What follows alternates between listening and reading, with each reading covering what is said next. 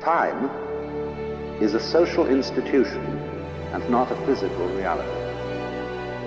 There is, in other words, no such thing as time in the natural world,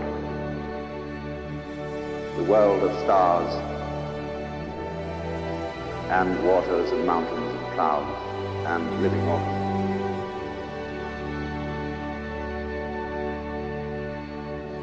There is such a thing as rhythm of tides, but time as such is a social institution. That is to say, you needn't take it seriously.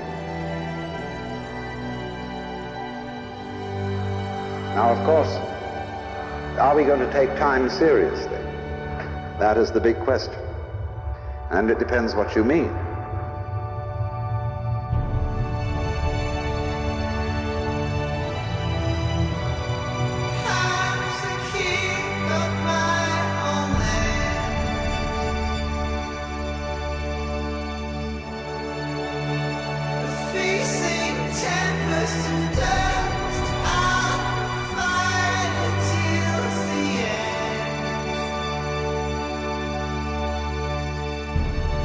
Creatures of my dreams raise